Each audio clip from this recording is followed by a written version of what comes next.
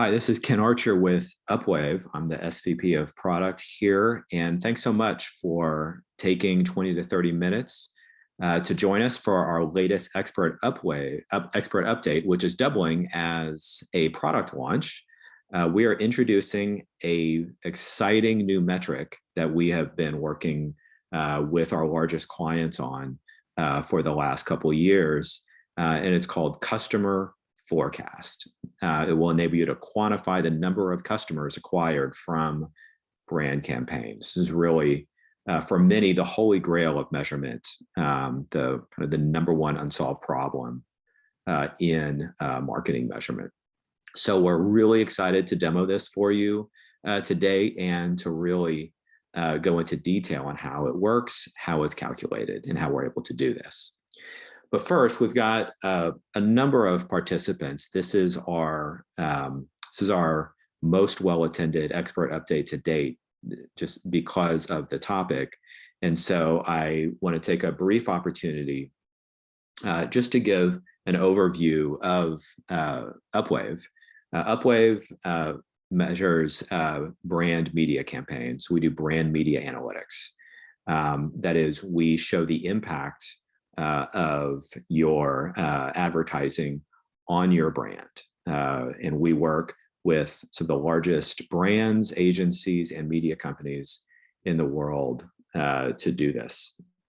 The main reason why our customers work with us is one, they want to optimize their campaigns throughout the course of their campaign. So Upwave provides outcomes faster than anyone else. 75% of campaigns have results in the first week of the campaign.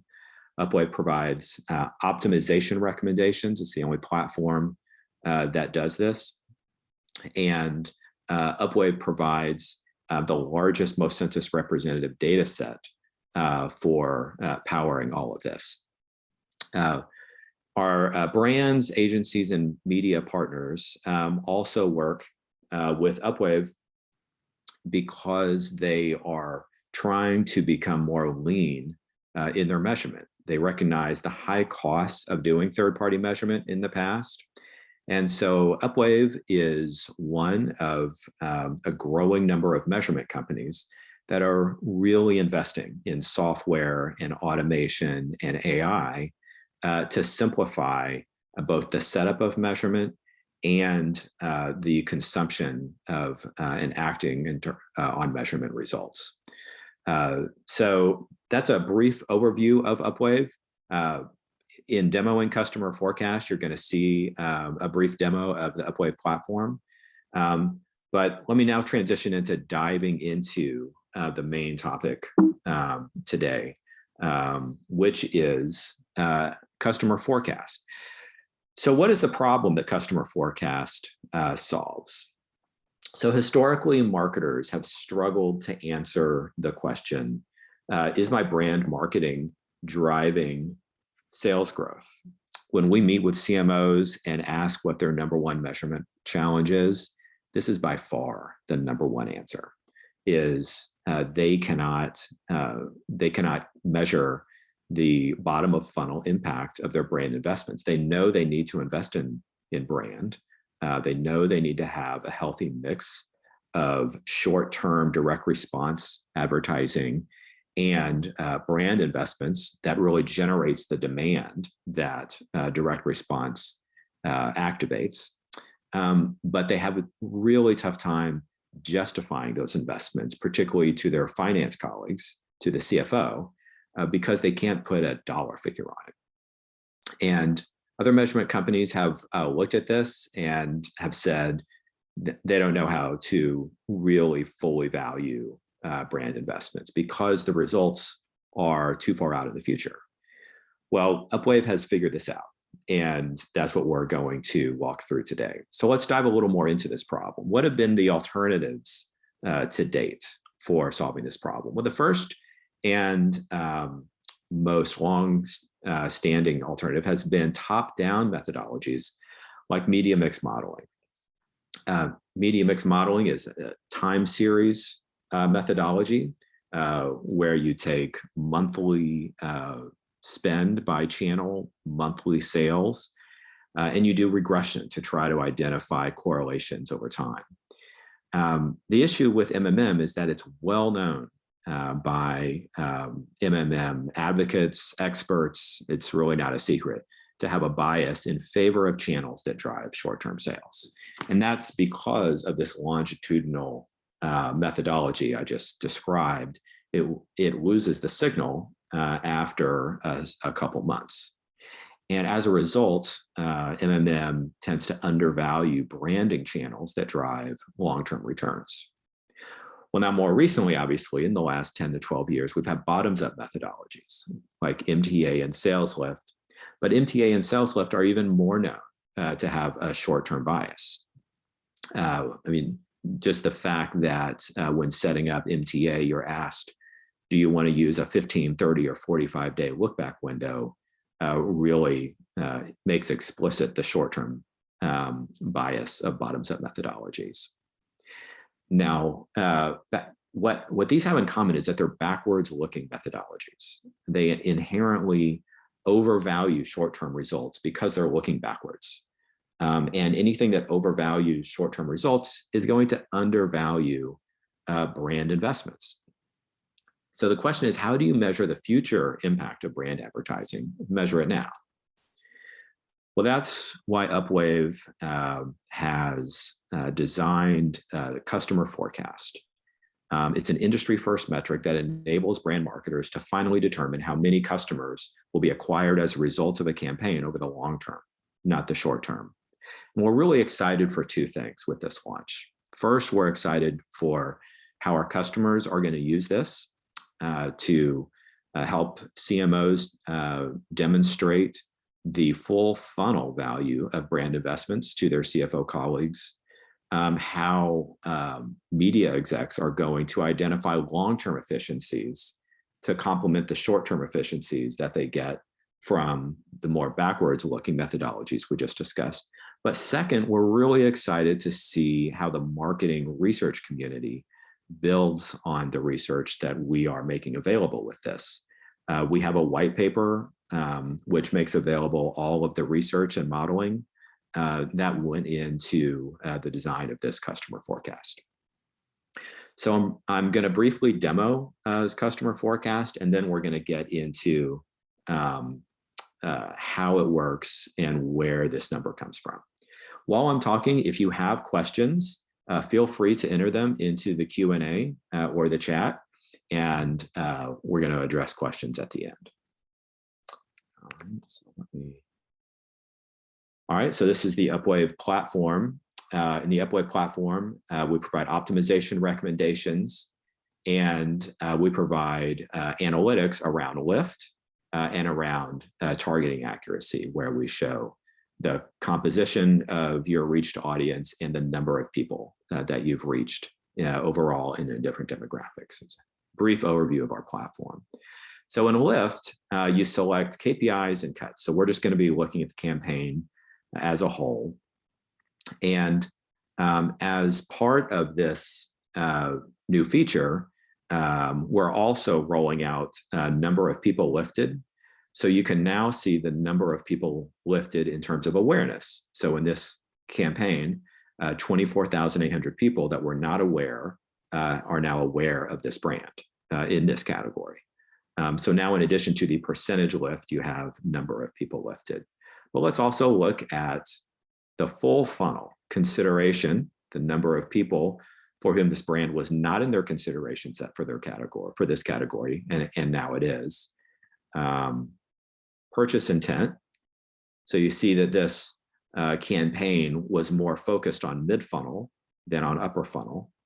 And now let's look at this new metric, customer forecast.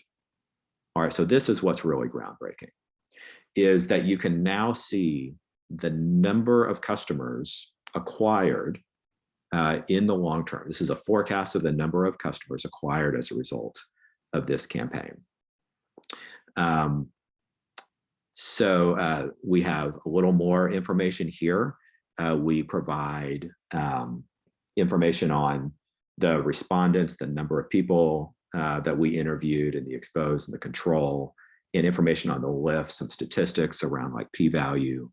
And then we tell you here at the bottom the specific number of people that we're estimating were lifted, in this case 22,998. And then there is a confidence interval. As we collect more data, this confidence interval gets narrower every single day. And so that by the end of the campaign, this confidence interval is significantly narrower than it is at the middle of the campaign and then earlier in the campaign. But we start reporting this fairly early in the campaign. Upwave users know that 75% of campaigns start reporting reads within the first week on Upwave. All right, so that is customer forecast as it looks in the platform. This will be turned on for all campaigns out of the box in the first quarter of this year. You don't have to ask your CSM for this, it will simply be there. All right, so now let's get into where this number comes from. So customer forecast, where does this number come from? So customer forecast is built on Upwave's proprietary customer propensity model. Customer propensity is the likelihood of a consumer being a customer of a brand. So where do we get customer propensity from? So Upwave collects data through interviews, people who are exposed to a campaign, people who are not exposed to a campaign.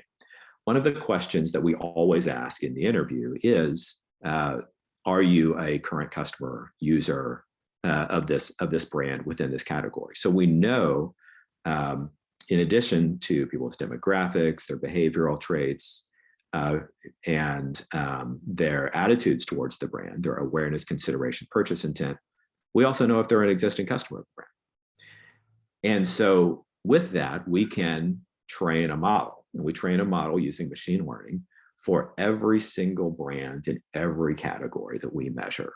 We train a customer propensity model so that we can predict the probability or the propensity that every respondent will be a customer as a function of their levels of awareness, consideration, and purchase intent towards the brand in that category, but also as a function of their demographic and behavioral traits that we also learn from the interview. So that's our customer propensity model that we can use to predict the probability that any of our respondents are in fact customers of the brand.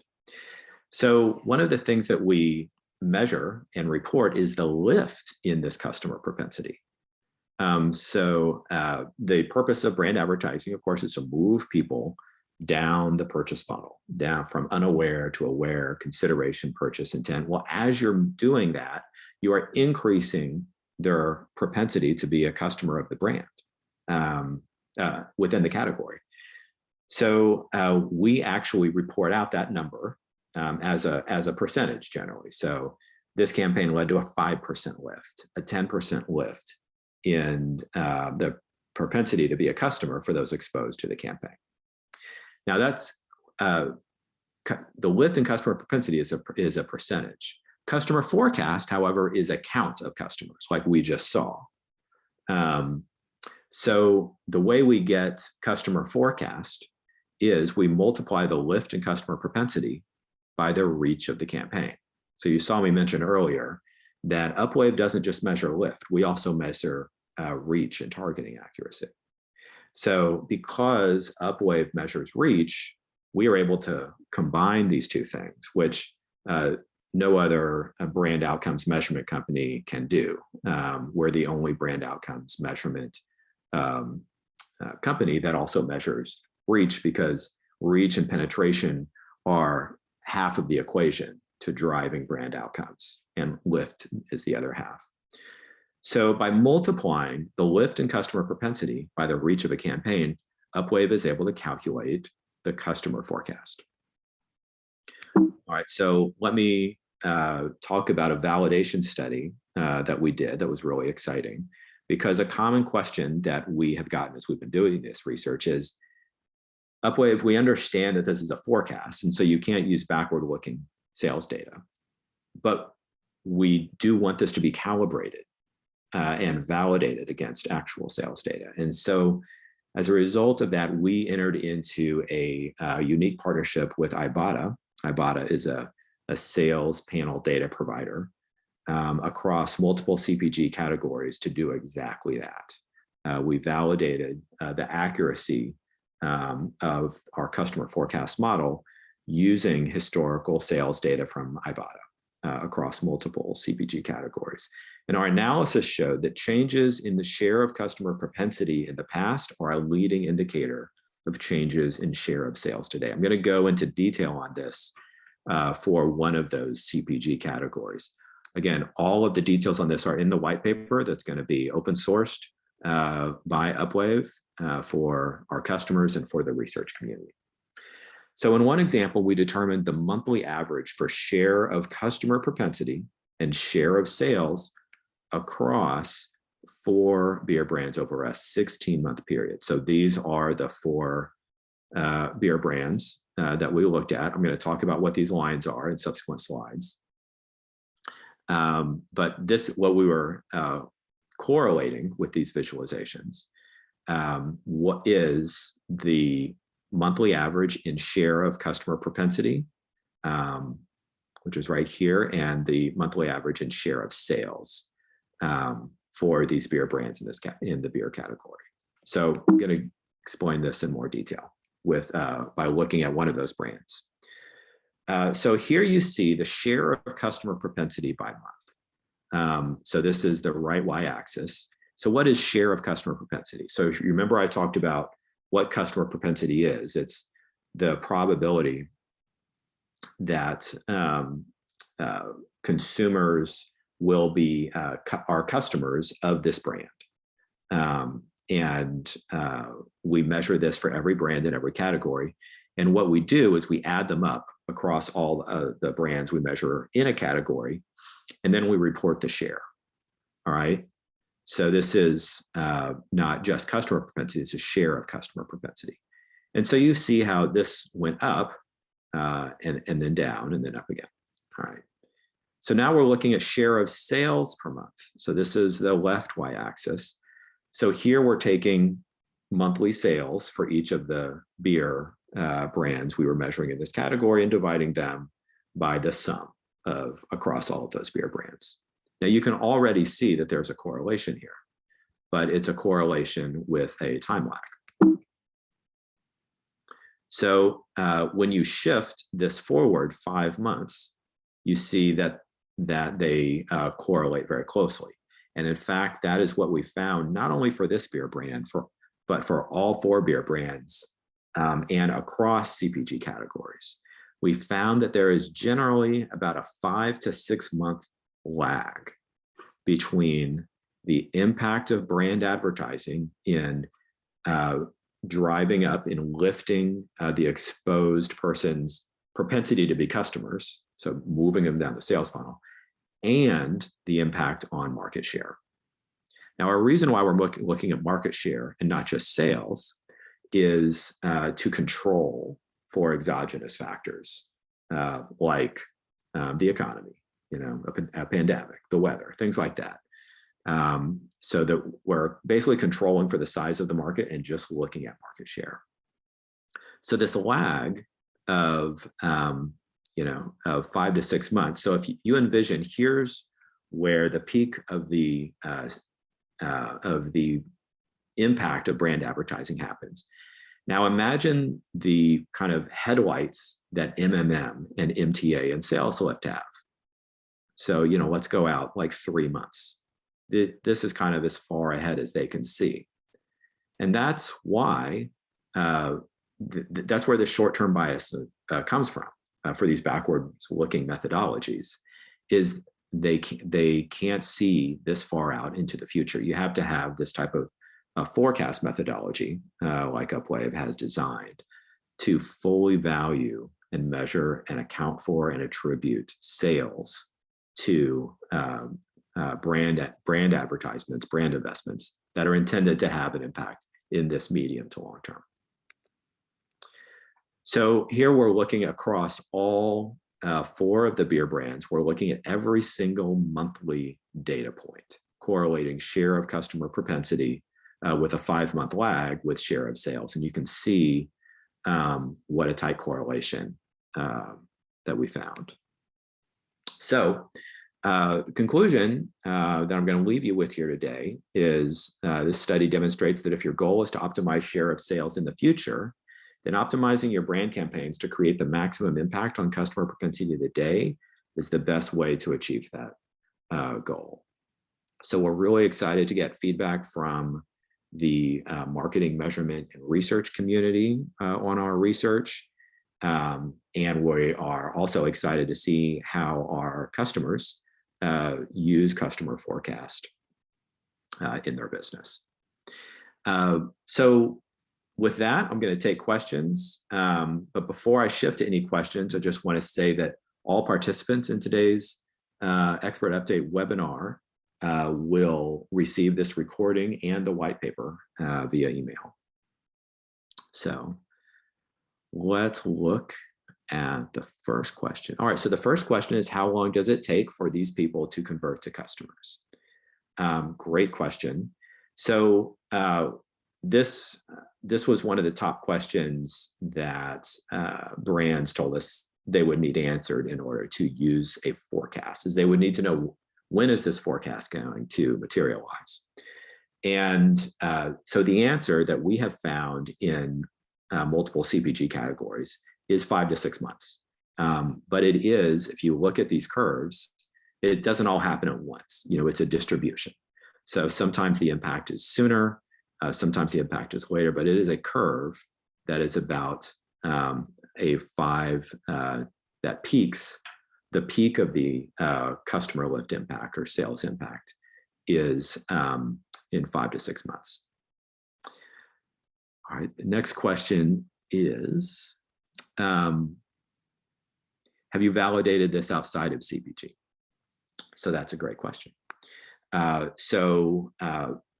We have only done this validation within CPG because CPG is the vertical that invests the most in brand advertising and brand campaign measurement. And so CPG has a tendency to really drive best practices and push the envelope from a measurement perspective on brand campaign measurement.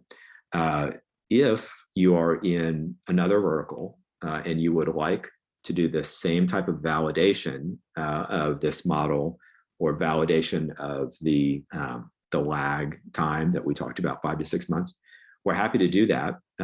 We would just need to work with your provider of sales data within your category. So we would need the same longitudinal monthly sales data for your company and category competitors. And then we'd be happy to do that. Next question is, how are you defining acquired? So we actually had a second question that was similar to this. When you say acquired customers, are you including retained customers? So that's a great question. First of all, when acquired customers, when we speak broadly, we are also talking about customers that are retained, but that is the case for all causal sales impact measurement. So with sales impact, sales lift measurement is measuring not just customers who are acquired as a result of the campaign, but customers who are retained, because they're looking at what's called a counterfactual. How many customers would you have had if you had not run this campaign? And so, well, that counterfactual doesn't discriminate between customers that would have churned and customers that you would not have acquired. And it's the same thing here. When you're doing MTA and you're simply looking only at customers you acquired, and you're simply attributing those acquisitions to different media touch points, that's only looking at customer acquisition. But the downside of that is it's purely correlational. As soon as you get to a causal methodology, where you are looking at creating a counterfactual, then you can't really discriminate between acquisition and retention. But just like the sales lift measurement companies, we speak generally about about acquisition of customers, but that does include retention of customers. So I hope that answers the question. That could be kind of a complicated topic. Next question, great question. What's the difference between this and the current customer lift metric? So customer lift is that lift in customer propensity reported as a percentage. And we have had that in the platform for about 7 or 8 months. And that was kind of the version 1 of this. And a lot of the feedback that we got from our customers was they need an actual number, and they need to know this needs to be validated with actual sales data, and they need to know when these customers are going to materialize. Hence the research that our data science team has done with our customers and with this Ibotta partnership over the last 6 months, and the relaunch of this now as customer forecast to make it very clear this is a forecast of customers. All right, next question is, what is the threshold for seeing customer forecasts? So, all right, so I'm pretty sure what that's getting at is, when do we see customer forecast? How many respondents do you need? So we generally report overall campaign results at 50 once we have 50 respondents. And we report cut level results when we have 20 respondents. So for customer forecast initially is available at the campaign level. Our data science team is researching, making it also available at the cut level, and we hope to have that soon. But right now it's available at the campaign level when your campaign reaches 50 exposed respondents. Now, again, 75% of our campaigns reach that threshold in the first week. And then we send out a notification, an email notification when that's happened. So you don't need to go in and be constantly checking. All right, I've got one more question here, which is, would I use customer forecasts instead of MMM and MTA or alongside them? So that's a great question. And it really depends on the category that you're in and the importance of measuring short-term sales outcomes.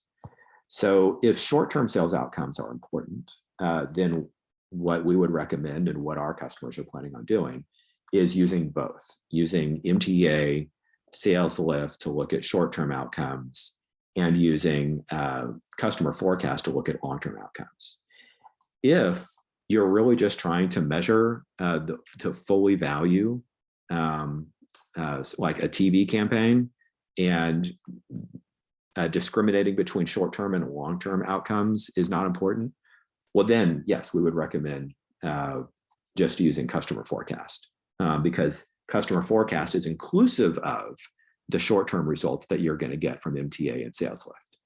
Now with MMM, that has additional considerations because MMM, even though it's limited to more short-term outcomes, it has additional advantages of including a lot of less trackable channels, like out of home, for example, terrestrial radio, magazine, newspaper. But when it comes to customer forecast versus MTA/sales lift, it really depends on whether you just want to fully value your campaigns in terms of their customer and sales lift, or whether you specifically want to know what's their short-term lift versus their long-term lift.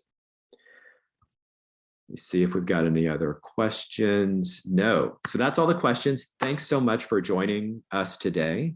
If you have any other questions, feel free to follow up with your CSM or an Upwave salesperson, and we look forward to seeing you at our next Upwave Expert Update webinar.